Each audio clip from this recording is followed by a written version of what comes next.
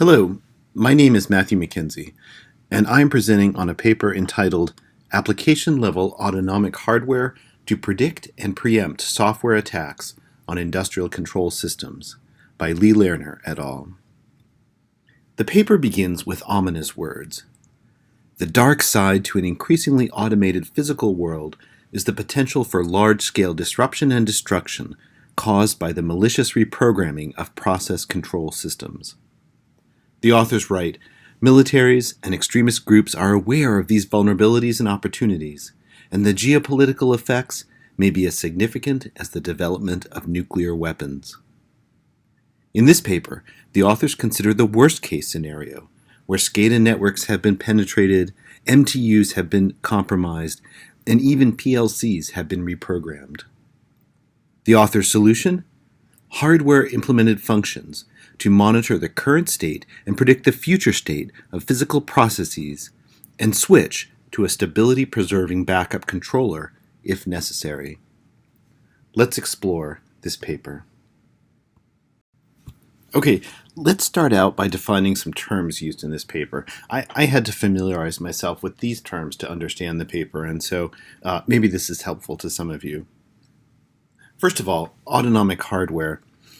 Autonomic computing, or AC computing, or AC, refers to the self-managing characteristics of distributed computing resources, self-management, adapting to unpredictable changes while hiding that intrinsic complexity to operators and users.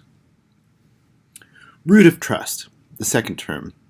Roots of trust are highly reliable hardware, firmware, and software components that perform specific critical security functions.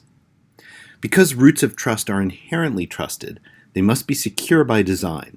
As such, many roots of trust, including just the system described in this paper, are implemented in hardware so that malware cannot tamper with the functions they provide.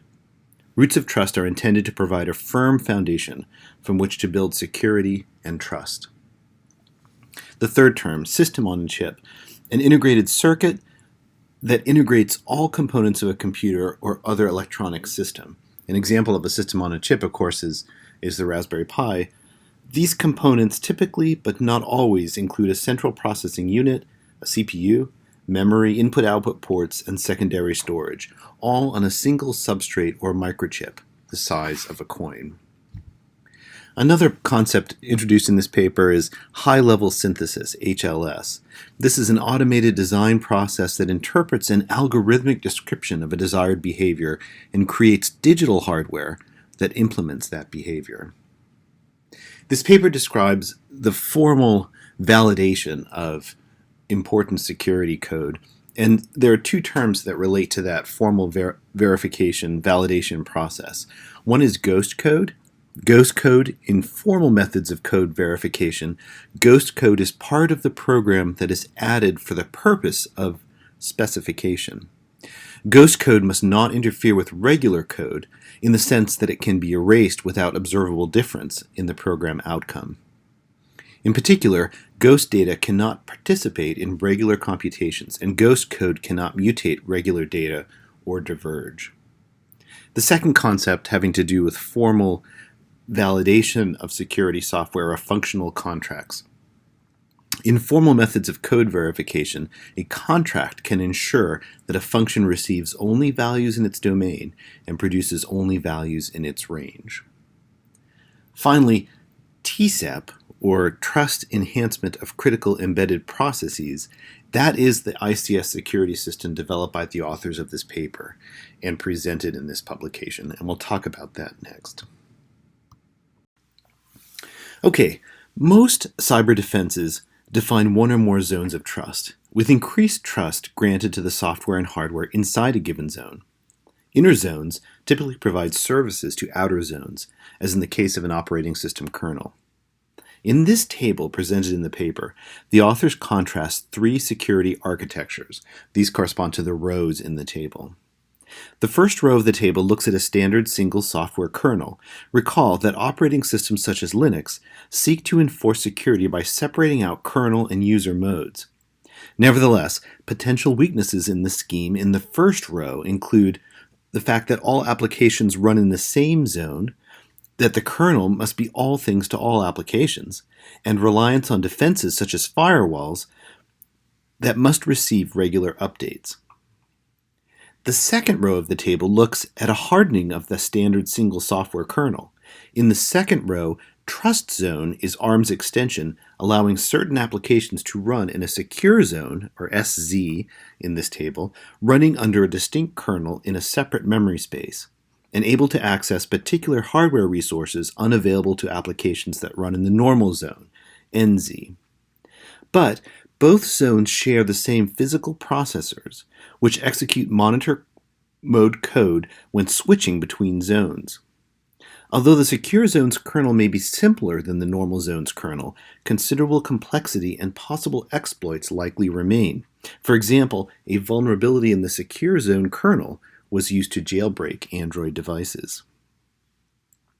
The third row of the table is about the work presented in this paper, TSEP. For PLCs, functions can be implemented as software or directly in custom hardware. Implementing functions in hardware is a capability used by TSEP. Implementing critical ICS functions in formally verified PLC hardware blocks that cannot be controlled or modified by any local or remote software. In this presentation, I will follow the author's paper describing their work on TSEP. The authors review two typical reactive approaches to ICS security. Here, runtime monitoring software could attempt to determine if an attack has been successful. Really, this is much like a vigilant human operator. Figure 1, shown at the left, here sensor measurements are monitored by decision logic that determines if a process violation has occurred. If a violation is detected, the decision logic switches control to a high assurance controller until the system is stabilized. So in this diagram, Y sub k are the sensor measurements received from the physical plant, and U sub k are the adjusted plant inputs.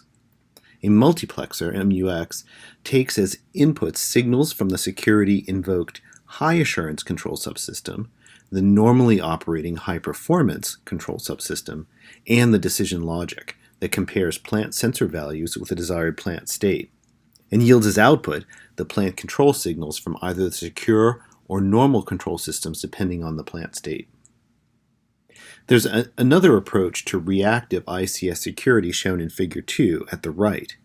Here, fault detection architecture is based on observing controller responses to new sensor inputs, Y sub k. Plant measurements are sent to both the production controller and a trusted benchmark version of the controller algorithm. A controller fault is determined by computing the residual of responses of both controllers. That determines the control signals to the plant, U sub k. But in general, the authors observe that with both of these reactive ICS security approaches, the plant is already affected, and corrective action must be taken to restore equilibrium. At some point, there is a point of no return.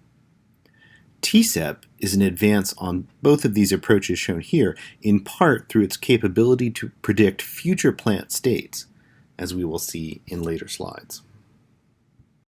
So, how might this TSEP concept be integrated into a typical ICS design process?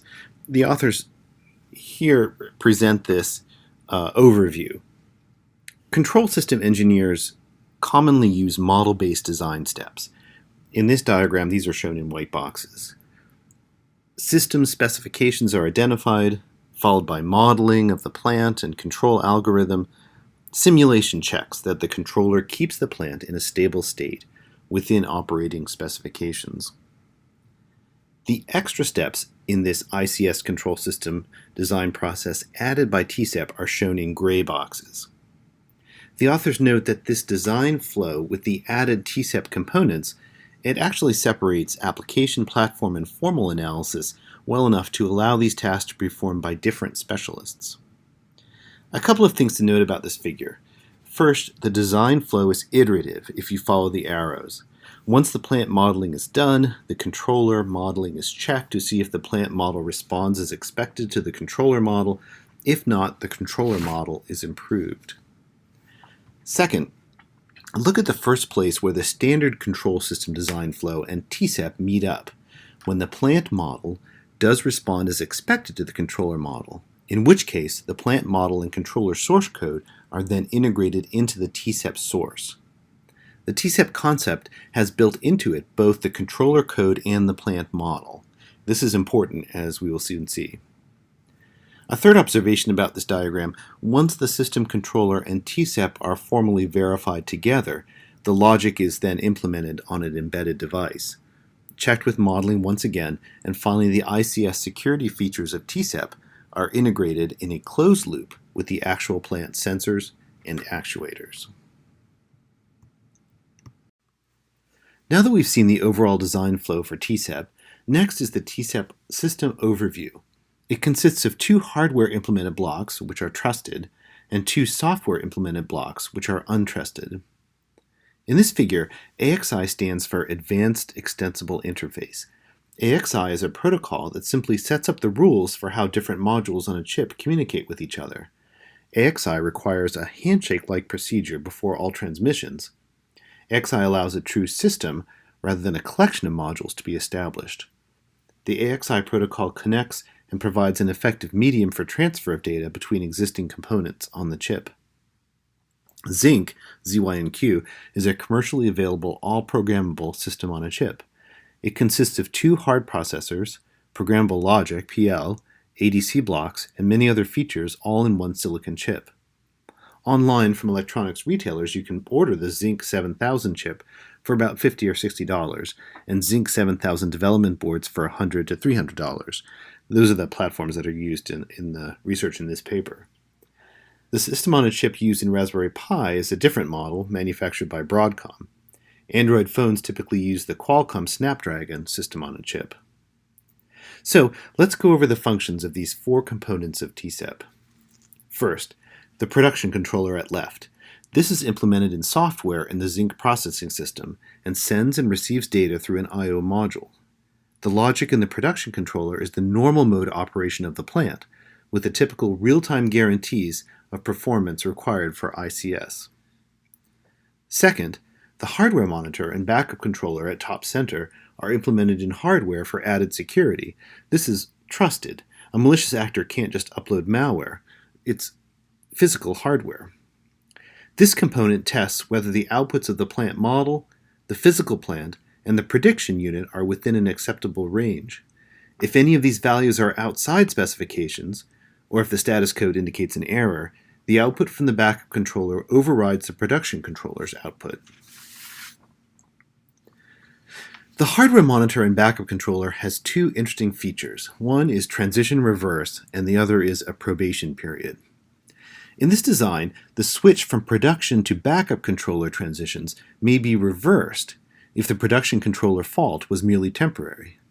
This transition reverse feature was designed, for example, in the event of a denial of service attack, wherein the objective is simply to degrade performance. The probation period feature ignores the production controller's output for a predetermined number of cycles after a fault is detected, even if the controller's output returns to an acceptable value. Hence, the probation period ensures that the production controller is not reinstated too quickly. The hardware monitor and backup controller is also configured with a fault tolerance, so that acceptable noise in the system does not invoke the backup controller. Next, the prediction unit at right contains a copy of the production controller and a model of the plant. This is implemented in software and is untrusted. Four modes of operation are available in the prediction unit: save, restore, normal, and accelerate. Save stores the current state of both the plant and the controller, while restore overwrites the current state with the last save state. Normal runs the closed-loop system of the plant and controller for one cycle, and accelerate runs the closed loop for a predefined number of cycles. Finally, the junction box at lower center connects the production controller, the physical plant, the prediction unit, and hardware monitor, and is trusted. The junction box contains all connections between modules in the system, manages the system's flow of control, and scrutinizes all external transfers to and from the physical plant. A simple motor controller example was used by the authors to demonstrate and test the security features of TSEP. In this example, the plant is a software-emulated motor. It's closed loop, runs once per millisecond. The system's control of flow is really event-driven here. What are the TCEP security additions? These are the hardware-implemented backup controller module, which takes over when a process parameter goes out of specification. This backup condition is not triggered when the plant response, plant model response, and predicted plant model response are all within stability specifications.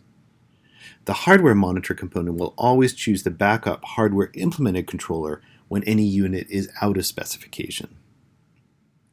In this section of the paper, the authors then describe, for this example, formal methods using the concepts of ghost code and function contracts to provide the confidence that TCEP protection both correctly selects the production controller output under normal operating conditions and selects the backup controller in the event of malicious production controller behaviors or anomalous plant sensor data.